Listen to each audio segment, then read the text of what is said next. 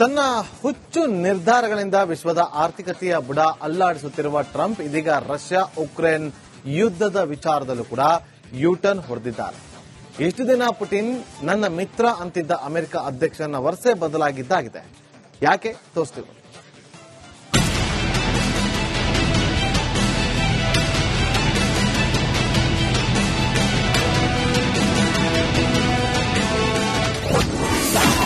Ukraine Russia ಯುದ್ಧದಲ್ಲಿ Trump ಉಲ್ಟಾ.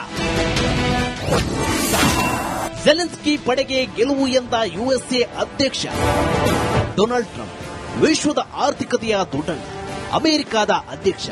ಈ ಕಾರಣದಿಂದಲೇ ನಾನೇ ವಿಶ್ವದ ಸೂಪರ್ ಬಾಸ್ ಎಂದು ಮೆರೆಯುತ್ತಿರುವ ಹುಚ್ಚು ದೊರೆ. ಕ್ಷಣಕ್ಕೊಂದು ನಿರ್ಧಾರಗಳನ್ನ ಘೋಷಿಸುವ ಮೂಲಕ ಸದಾ ವಿವಾದಗಳ ವಿನೋದ ಅನುಭವಿಸುವ ಯುಎಸ್ಎ ಅಧ್ಯಕ್ಷ ಇದೀಗ ಮತ್ತೊಂದು ವಿಚಾರದಲ್ಲಿ ಯೂಟರ್ನ್ ಹೊಡೆದು ವಿಶ್ವದ ಗಮನ ಸೆಳೆದಿದ್ದಾರೆ.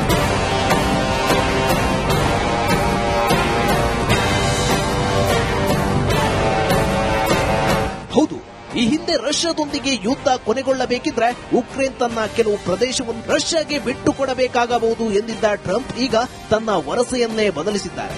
ಮಂಗಳವಾರ ನ್ಯೂಯಾರ್ಕ್ನಲ್ಲಿ ನಡೆದ ವಿಶ್ವಸಂಸ್ಥೆಯ ಸಾಮಾನ್ಯ ಸಭೆಯ ಸಂದರ್ಭದಲ್ಲಿ ಉಕ್ರೇನ್ ಅಧ್ಯಕ್ಷರ ಜೊತೆ ಮಾತನಾಡಿರುವ ಟ್ರಂಪ್ ಹೊಸ ವಿಚಾರವನ್ನ ಮುನ್ನೆಲೆಗೆ ತಂದಿದ್ದಾರೆ.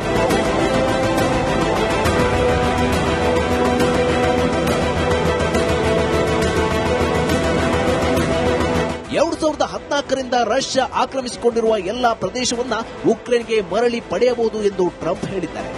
ಇದಲ್ಲದೆ ರಷ್ಯಾ ವಿಮಾನಗಳು ನಾಟೋ ವಾಯು ಪ್ರದೇಶವನ್ನು ಪ್ರವೇಶಿಸಿದರೆ ನಾಟೋ ಸದಸ್ಯ ರಾಷ್ಟ್ರಗಳು ಅವುಗಳನ್ನು ಹೊಡೆದುರುಳಿಸಬೇಕು ಎಂದು ಅವರು ಹೇಳಿದ್ದಾರೆ. ಟ್ರಂಪ್ ಈ ಹೇಳಿಕೆಯು ಯುದ್ಧದ ಕುರಿತು ಅವರ ದೃಷ್ಟಿಕೋನದಲ್ಲಿನ ಬದಲಾವಣೆ ಮತ್ತು ರಷ್ಯಾ ವಿರುದ್ಧ ಅಮೆರಿಕವು ಹೆಚ್ಚು ಕಠಿಣ ನಿಲುವನ್ನು ಅಳವಡಿಸಿಕೊಳ್ಳಬಹುದು ಎಂದು ಸೂಚಿಸಿದೆ.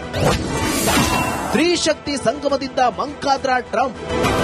ಕೆಲ ದಿನಗಳ ಹಿಂದೆ ಅಲಸ್ಕಾದಲ್ಲಿ ರಷ್ಯಾ ಅಧ್ಯಕ್ಷ ಪುಟಿನ್ಗೆ ಭವ್ಯ ಸ್ವಾಗತ ಕೋರಿದ್ದ ಟ್ರಂಪ್ ಎರಡೂ ದೇಶಗಳ ಸ್ನೇಹ ವೃದ್ಧಿಯ ಸಂದೇಶ ಸಾರಿದ್ರು. ಆದರೆ ಮೋದಿಯನ್ನ ತನ್ನ ಮಿತ್ರ ಎನ್ನುತ್ತಲೇ 50% ಟಾರಿಫ್ ಹೇರಿದ್ದ ಟ್ರಂಪ್ ಭಾರತದ ವಿಶ್ವಾಸಕ್ಕೆ ದ್ರೋಹ ಬಗೆದ್ರು.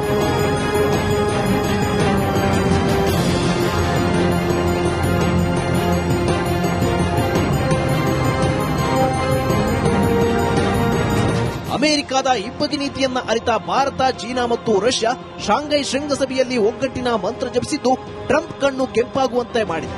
ಈ ಕಾರಣದಿಂದ ರಷ್ಯಾ ಚೀನಾ ವಿರೋಧಿಗಳ ಗುಂಪಿಗೆ ನಾಯಕತ್ವ ನೀಡಲು ಟ್ರಂಪ್ ಮುಂದಾಗಿದ್ದು, ಈ ಕಾರಣದಿಂದ ಜೆಲೆನ್ಸ್ಕಿ ಗೆಳೆತನಕ್ಕೆ ಮುಂದಾಗಿದ್ದಾರೆ. Imperialists always target Russia. When Russia was socialism, the America targeted and Cold War started. But after Russia, socialism changed and it is become a democratic country. But America could not forget Russia and consider it as his rival. So, series of time they have taken action against Russia. Action, sanction also imposed. So, tried to. And this is an old thing. And now it is a Cold War, not there. But the war is continuously between America and Russia. ಅಮೆರಿಕದಲ್ಲಿ Trump ಎರಡನೇ ಅವಧಿ ಸರ್ಕಾರ ಅಧಿಕಾರಕ್ಕೆ ಬಂದಾಗಿನಿಂದಲೂ Trump U-turn ತಂತ್ರಕ್ಕೆ ಮೊರೆ ಹೋಗಿದ್ದಾರೆ. Bharat, China ಸೇರಿದಂತೆ ವಿಶ್ವದ ಬಲಾಢ್ಯ ದೇಶಗಳನ್ನ ಬಗ್ಗು ಬಡಿಯುವ ದುಸ್ಸಾಹಸಕ್ಕೆ ಕೈ ಹಾಕಿದ್ದು ಇದು ಅಮೆರಿಕಾಗೆ ತಿರುಗುಬಾಣವಾಗಿದೆ. News desk, Republic Kannada. ತನ್ನ ಹುಚ್ಚು ನಿರ್ಧಾರಗಳಿಂದ ವಿಶ್ವದ ಆರ್ಥಿಕತೆಯ ಬುಡ ಅಲ್ಲಾಡಿಸುತ್ತಿರುವ ಟ್ರಂಪ್ ಇದೀಗ ರಷ್ಯಾ ಉಕ್ರೇನ್ ಯುದ್ಧದ ವಿಚಾರದಲ್ಲೂ ಕೂಡ ಯೂಟರ್ನ್ ಹೊಡೆದಿದ್ದಾರೆ. ಇಷ್ಟು ದಿನ ಪುಟಿನ್ ನನ್ನ ಮಿತ್ರ ಅಂತಿದ್ದ ಅಮೆರಿಕ ಅಧ್ಯಕ್ಷನ ವರಸೆ ಬದಲಾಗಿದ್ದಾಗಿದೆ. ಯಾಕೆ ತೋರಿಸ್ತೀವಿ.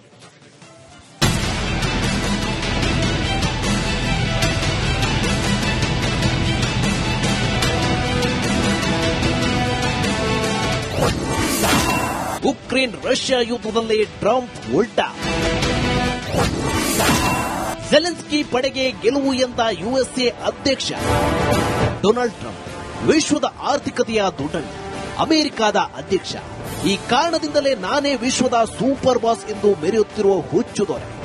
ಕ್ಷಣಕ್ಕೊಂದು ನಿರ್ಧಾರಗಳನ್ನ ಘೋಷಿಸುವ ಮೂಲಕ ಸದಾ ವಿವಾದಗಳ ವಿನೋದ ಅನುಭವಿಸುವ ಯುಎಸ್ಎ ಅಧ್ಯಕ್ಷ ಇದೀಗ ಮತ್ತೊಂದು ವಿಚಾರದಲ್ಲಿ ಯೂಟರ್ನ್ ಹೊಡೆದು ವಿಶ್ವದ ಗಮನ ಸೆಳೆದಿದ್ದಾರೆ.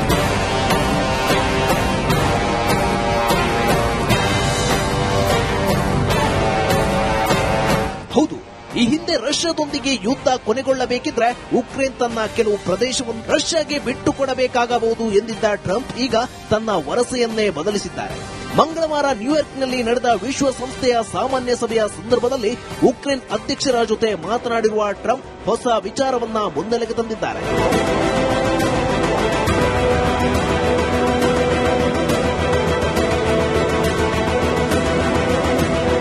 2014ರಿಂದ ರಷ್ಯಾ ಆಕ್ರಮಿಸಿಕೊಂಡಿರುವ ಎಲ್ಲಾ ಪ್ರದೇಶವನ್ನ ಉಕ್ರೇನ್ಗೆ ಮರಳಿ ಪಡೆಯಬಹುದು ಎಂದು ಟ್ರಂಪ್ ಹೇಳಿದ್ದಾರೆ.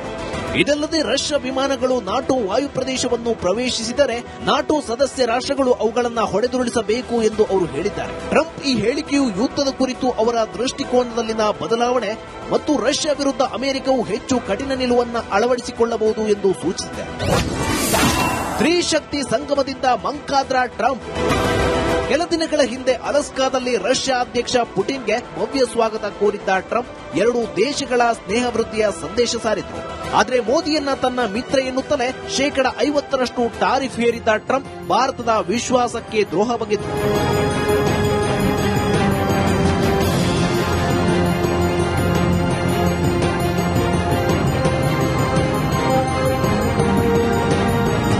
ಅಮೆರಿಕದ ಇಬ್ಬಗೆ ನೀತಿಯನ್ನ ಅರಿತ ಭಾರತ, ಚೀನಾ ಮತ್ತು ರಷ್ಯಾ ಶಾಂಘೈ ಶೃಂಗಸಭೆಯಲ್ಲಿ ಒಗ್ಗಟ್ಟಿನ ಮಂತ್ರ ಜಪಿಸಿದ್ದು ಟ್ರಂಪ್ ಕಣ್ಣು ಕೆಂಪಾಗುವಂತೆ ಮಾಡಿದೆ.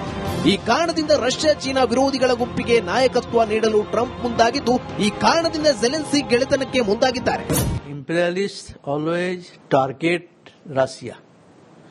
When Russia was socialism, the America targeted and Cold War started. But after Russia, socialism changed and it is become a democratic country. But America could not forget Russia and consider it as his rival. So, series of time they have taken action against Russia. Action, sanction also imposed. So, tried to. And this is an old thing. And now it is a Cold War, not there. But the war is continuously between America and Russia. ಅಮೆರಿಕಾದಲ್ಲಿ Trump ಎರಡನೇ ಅವಧಿ ಸರ್ಕಾರ ಅಧಿಕಾರಕ್ಕೆ ಬಂದಾಗಿನಿಂದಲೂ Trump U-turn ತಂತ್ರಕ್ಕೆ ಮೊರೆ ಹೋಗಿದ್ದಾರೆ. Bharat, China ಸೇರಿದಂತೆ ವಿಶ್ವದ ಬಲಾಢ್ಯ ದೇಶಗಳನ್ನ ಬಗ್ಗು ಬಡಿಯುವ ದುಸ್ಸಾಹಸಕ್ಕೆ ಕೈ ಹಾಕಿದ್ದು ಇದು ಅಮೆರಿಕಾಗೆ ತಿರುಗುಬಾಣವಾಗಿದೆ. News desk, Republic Kannada.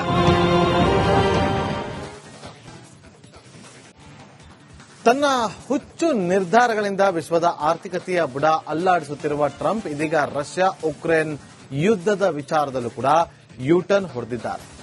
ಇಷ್ಟು ದಿನ ಪುಟಿನ್ ನನ್ನ ಮಿತ್ರ ಅಂತಿದ್ದ ಅಮೆರಿಕ ಅಧ್ಯಕ್ಷನ ವರಸೆ ಬದಲಾಗಿದ್ದಾಗಿದೆ. ಯಾಕೆ ತೋರಿಸ್ತೀವಿ.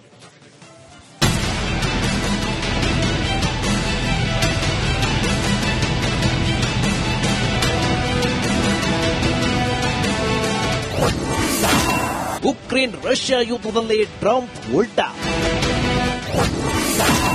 ಝೆಲೆನ್ಸ್ಕಿ ಪಡೆಗೆ ಗೆಲುವು ಎಂದ ಯುಎಸ್ಎ ಅಧ್ಯಕ್ಷ ಡೊನಾಲ್ಡ್ ಟ್ರಂಪ್ ವಿಶ್ವದ ಆರ್ಥಿಕತೆಯ ದೊಡ್ಡಣ್ಣ, ಅಮೆರಿಕದ ಅಧ್ಯಕ್ಷ. ಈ ಕಾರಣದಿಂದಲೇ ನಾನೇ ವಿಶ್ವದ ಸೂಪರ್ ಬಾಸ್ ಎಂದು ಮೆರೆಯುತ್ತಿರುವ ಹುಚ್ಚು ದೊರೆ. ಕ್ಷಣಕ್ಕೊಂದು ನಿರ್ಧಾರಗಳನ್ನ ಘೋಷಿಸುವ ಮೂಲಕ ಸದಾ ವಿವಾದಗಳ ವಿನೋದ ಅನುಭವಿಸುವ ಯುಎಸ್ಎ ಅಧ್ಯಕ್ಷ ಇದೀಗ ಮತ್ತೊಂದು ವಿಚಾರದಲ್ಲಿ ಯೂಟರ್ನ್ ಹೊಡೆದು ವಿಶ್ವದ ಗಮನ ಸೆಳೆದಿದ್ದಾರೆ.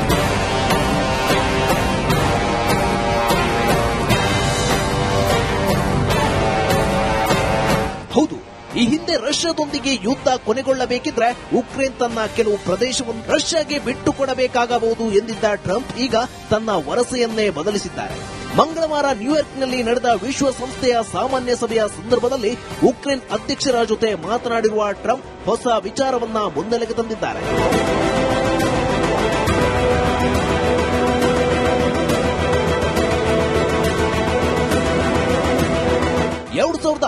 ರಿಂದ ರಷ್ಯಾ ಆಕ್ರಮಿಸಿಕೊಂಡಿರುವ ಎಲ್ಲಾ ಪ್ರದೇಶವನ್ನ ಉಕ್ರೇನ್ಗೆ ಮರಳಿ ಪಡೆಯಬಹುದು ಎಂದು ಟ್ರಂಪ್ ಹೇಳಿದ್ದಾರೆ. ಇದಲ್ಲದೆ ರಷ್ಯಾ ವಿಮಾನಗಳು ನಾಟೋ ವಾಯು ಪ್ರದೇಶವನ್ನು ಪ್ರವೇಶಿಸಿದರೆ ನಾಟೋ ಸದಸ್ಯ ರಾಷ್ಟ್ರಗಳು ಅವುಗಳನ್ನು ಹೊಡೆದುರುಳಿಸಬೇಕು ಎಂದು ಅವರು ಹೇಳಿದ್ದಾರೆ. ಟ್ರಂಪ್ ಈ ಹೇಳಿಕೆಯು ಯುದ್ಧದ ಕುರಿತು ಅವರ ದೃಷ್ಟಿಕೋನದಲ್ಲಿನ ಬದಲಾವಣೆ ಮತ್ತು ರಷ್ಯಾ ವಿರುದ್ಧ ಅಮೆರಿಕವು ಹೆಚ್ಚು ಕಠಿಣ ನಿಲುವನ್ನು ಅಳವಡಿಸಿಕೊಳ್ಳಬಹುದು ಎಂದು ಸೂಚಿಸಿದೆ. ತ್ರಿಶಕ್ತಿ ಸಂಗಮದಿಂದ ಮಂಕಾದ್ರ ಟ್ರಂಪ್. ಕೆಲ ದಿನಗಳ ಹಿಂದೆ ಅಲಸ್ಕಾದಲ್ಲಿ ರಷ್ಯಾ ಅಧ್ಯಕ್ಷ ಪುಟಿನ್ಗೆ ಭವ್ಯ ಸ್ವಾಗತ ಕೋರಿದ್ದ ಟ್ರಂಪ್ ಎರಡೂ ದೇಶಗಳ ಸ್ನೇಹ ವೃದ್ಧಿಯ ಸಂದೇಶ ಸಾರಿದರು. ಆದರೆ ಮೋದಿಯನ್ನ ತನ್ನ ಮಿತ್ರ ಎನ್ನುತ್ತಲೇ 50% ಟಾರಿಫ್ ಹೇರಿದ್ದ ಟ್ರಂಪ್ ಭಾರತದ ವಿಶ್ವಾಸಕ್ಕೆ ದ್ರೋಹ ಬಗೆದರು.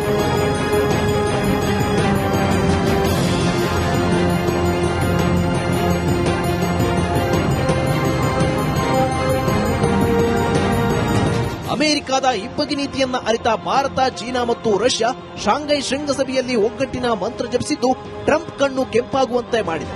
ಈ ಕಾರಣದಿಂದ ರಷ್ಯಾ, ಚೀನಾ ವಿರೋಧಿಗಳ ಗುಂಪಿಗೆ ನಾಯಕತ್ವ ನೀಡಲು ಟ್ರಂಪ್ ಮುಂದಾಗಿದ್ದು, ಈ ಕಾರಣದಿಂದ ಝೆಲೆನ್ಸ್ಕಿ ಗೆಳೆತನಕ್ಕೆ ಮುಂದಾಗಿದ್ದಾರೆ. Imperialists always target Russia. When Russia was socialism, the America targeted and Cold War started. But after Russia, socialism changed and it is become a democratic country. But America could not forget Russia and consider it as his rival. So, series of time they have taken action against Russia. Action, sanction also imposed. So, tried to. And this is an old thing. And now it is a Cold War, not there.